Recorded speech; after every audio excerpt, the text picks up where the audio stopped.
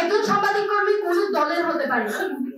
আমি আমার যদি কোনো সাংবাদিকতা থাকে আমি কোন দলের মতাদর্শ হইতে পারি, কিন্তু আমার সাংবাদিকতা তো মতের দলের হতে পারে না। আমরা যদি এই জিনিসটা এড়াই চলি, কোন ব্যক্তি দলীয় হতে পারে, তবে তার সাংবাদিকতা দলীয় না, তাহলে আমরা হয়তো একটা সুন্দর সমাজে রূপান্তর হতে পারবো। আর একটা কথা হচ্ছে, কোনোভাবে যদি আওয়ামী পুনর্বাসন হয় তাহলে আমাদের তো মারবে কিল করবে। আপনাদের কি অবস্থা হবে যারা আমাদেরকে সহযোগিতা করছে? তাহলে তাদের মুখোশ খুলে দিচ্ছেন না কেন? আমি এখনো জানি রাতের অন্ধকারে যে গুলি করা হয়েছিল 4 তারিখ এবং 18 তারিখের ঘটনাগুলোর ভিডিও অনেক সাংবাদিকদের কাছে আছে, কিন্তু তারা তাদেরকে সেভ দিচ্ছে কেন? আমরা তো মোবাইল বা ক্যামেরা নিয়ে দাঁড়াইছিলাম না, আমরা নিজেদের জীবন রক্ষা নিয়েছিলাম। আমরা এমনও দেখেছি অনেক সাংবাদিকও গুলিবিদ্ধ, অনেক সাংবাদিকরাও মাইর দিয়েছে। তাহলে আপনারা এগুলো ছড়াচ্ছেন না কেন? আমি আপনাদেরকে বিনীতভাবে অনুরোধ করছি, এই ভিডিওগুলো প্রকাশ করুন, চিহ্নিত করে এটি ছড়িয়ে দিন, যাতে এই আওয়ামী দূষরগুলো যাতে কোনোভাবেই আর জায়গা না পায়। 16 বছর যাবৎ গণমাধ্যমকে গলা টিপে হত্যা করা হয়েছিল, এক প্রকার গণমাধ্যমকে জিম্মি করে রাখা হয়েছিল। ঠিক যে পন্থায় 1971 স্বাধীনতা পরবর্তী একজন শাসক চারটি গণমাধ্যম ব্যক্তির বাকি সকল সংবাদ মাধ্যম স্বাধীনতা হরণ করা হয়েছিল, ঠিক সে পন্থায় বিগত 16 বছর যাবৎ সে মানে কিছু কিছু পার্টিকুলার তাদের নিজস্ব এজেন্ডা বাস্তবায়নের জন্য কিছু এমন চ্যানেল বা এমন কিছু ক্রিয়েট করেছিলেন।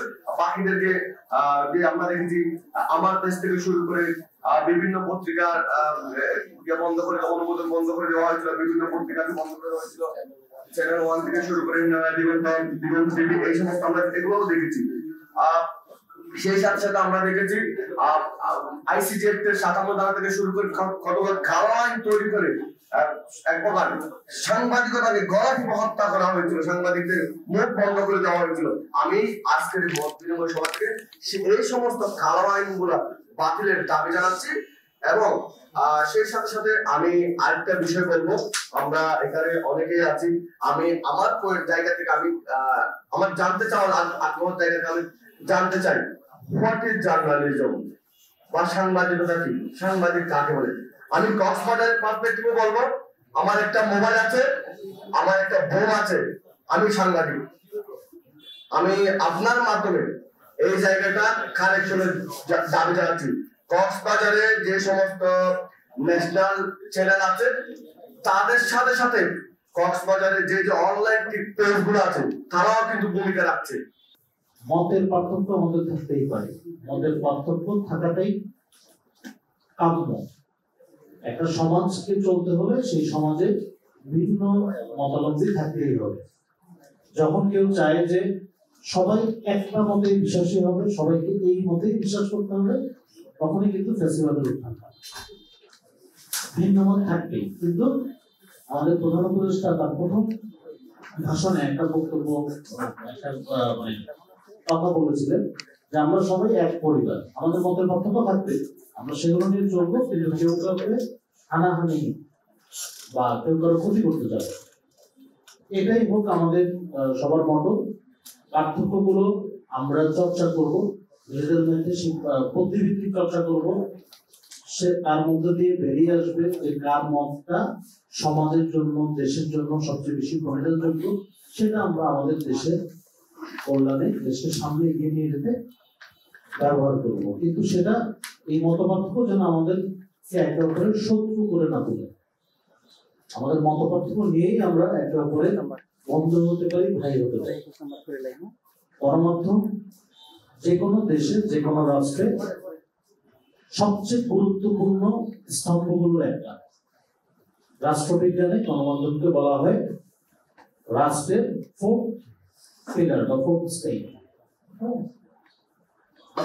আমরা ইতিপূর্বে চট্টগ্রাম জেলা প্রশাসক কার্যালয়ে গণমাধ্যম সংস্কার কমিশন যেটা হয়েছে, এই গণমাধ্যম সংস্কার কমিশনের সাথে আমরা অনেকে এখান থেকে প্রতিনিধি দল দিয়ে আমরা সাংবাদিক ইউনিয়ন এবং কক্সবাজার প্রেস ক্লাবের দিয়ে আমরা ওনাদের সঙ্গে কথা বলেছি, আমরা কিছু দাবি দিয়েছি। আমি মনে করি এই দাবিগুলোকে আপনাদের বলতে হবে স্পষ্টভাবে যে এটা সব কক্সবাজার সাংবাদিক সমাজে এটা দাবি যে আপনাদেরকে নীতিমালা করতে হবে, কারা সাংবাদিকতা করতে পারবে, কারা সম্পাদক করতে পারবে, কারা পত্রিকা বের করতে পারবে, কারা অনলাইন মিডিয়া করতে পারবে। আমার মনে এই এই যে সংস্কারগুলো যদি বাস্তবায়ন করেন এবং এগুলো করতে করতে যদি বছর চলে যায় 2 বছর চলে যায়, এবার আমরা গত 16 বছরে শুনেছি যে আমাদের এখানে অনেকবার আপনার আপনার প্রেস কাউন্সিলের চেয়ারম্যান সাহেব এসে এই সার্কিট হাউসে আপনারাও ছিলেন অনেক সময়, উনি সবসময় বলে গেছে আমরা আইন করতে 16 বছর আইনটা করা হয়নি। আমার মনে হয় এখনো যদি এই সংস্কার কমিশন গুলো কথাবার্তা বলে যদি শুধু আইন করতে থাকেন তাহলে কিন্তু হবে না, আমরা এটা বাস্তবায়ন দেখতে চাই। এই বিপ্লবের কোন অভ্যুত্থানের মধ্য দিয়ে যারা আজকে আমরা ক্ষমতায় আছি, আমাদের উপদেষ্টা মন্ডলী, আমাদের সম্মানিত প্রধান উপদেষ্টা সহ যারা ক্ষমতায় আছেন, আপনারা এমনি আসেন নেই এই ক্ষমতা আজকের নরম চেয়ারে, আপনারা এসেছেন কোন অভ্যুত্থানের মধ্য দিয়ে এই দেশের হাজার হাজার মানুষের রক্তের উপর দাঁড়িয়ে রক্ত মারিয়ে আপনারা ক্ষমতায় এসেছেন। আপনারা তাদের ধরতে পারছেন না কেন? আমার সেনাবাহিনী তাদের ছেড়ে দিলেন কেন? আমার পুলিশ বাহিনী তাদেরকে ধরতে পারেন না কেন? তারা কেন এখনো শেষ স্বৈরাচারীরা ওয়াল লিখন করে, মিছিল করে, তারা পত্রিকায় বিবৃতি দেয়, তারা অনলাইনে বিবৃতি দেয় কেন? এই সমস্ত গুলা বন্ধ না হলে আমরা কি সেই গণঅভ্যুত্থানের চেতনাকে ধারণ করে সেটা প্রমাণ হবে? হয় না। তার উপর দাঁড়িয়ে আমরা যদি আজকে বলি বৈষম্যহীন সমাজের জন্য মিডিয়ার ভূমিকা, কিসের ভূমিকা হবে? তারুণ্য কি চায়? আমরা যদি এক কথায় বলে দিই, তারুণ্য চায় ব্যক্তি দলীয় হতে পারে কিন্তু তার সংবাদ দলীয় নয়। আমরা এই যে একটা কথা, একটা লাইনেই কিন্তু আমরা সবকিছু আছে। এই জিনিসটা যদি আমরা নিশ্চিত করতে পারি তাহলে কিন্তু আমাদের আর কোনো কথা, আর কোন লম্বা লম্বা ফিরিস্তে, লম্বা লম্বা দিস্তায় কাগজ, লেখনী, কথা, ভাষণ, কোনো কিছু কিন্তু দরকার নেই। আমাদের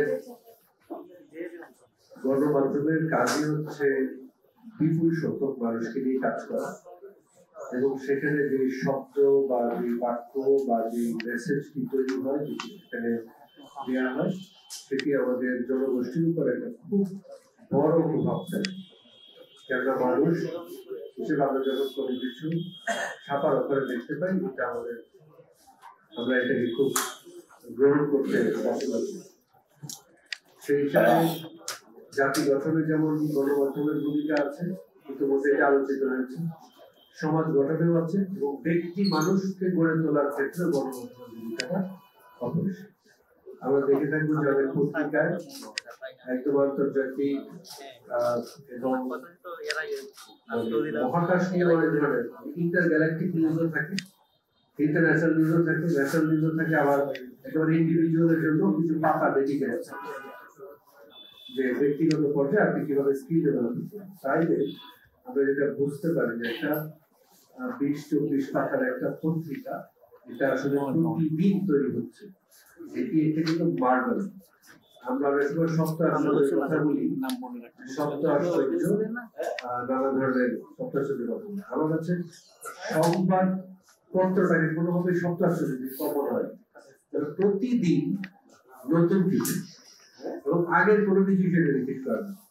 হিস্টোরিক্যালি প্রতিদিন নতুন কিছু তৈরি করার জন্য যে ধরনের ক্রিয়েটিভিটি, যে ধরনের ডেডিকেশন লাগে, এটা ডিফারেন্ট সেট অফ স্কিলস লাগে। সেই সেট অফ স্কিলসটা দিয়ে আমাদের সাংবাদিক সংবাদকর্মী যারা তারা নির্বাহ করার চেষ্টা করছে। তো আমরা এই ধরনের আমরা জানি যে আসলে বর্তমান সরকার গণমাধ্যমের স্বাধীনতা নিশ্চিত করার পাশাপাশি সাংবাদিকদের কল্যাণে অনেকগুলো দৃশ্যমান উদ্যোগ গ্রহণ করেছে। উদ্যোগের অংশ হিসেবে আমরা দেখি যে সাংবাদিকদের বৃহৎ পরিসরে কল্যাণ অনুদান প্রদানের সিদ্ধান্ত নেওয়া হয়েছিল।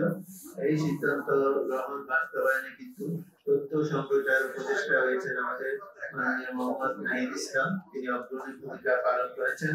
এই সিদ্ধান্তের আওতায় অতি শীঘ্রই গত 30 অক্টোবর ঢাকা সহ সারা দেশের 350 জন সাংবাদিক এবং তাদের পরিবারের মাঝে কল্যাণ অনুদান হিসেবে 2,36,00,000 টাকা বিতরণ করা হয়েছে।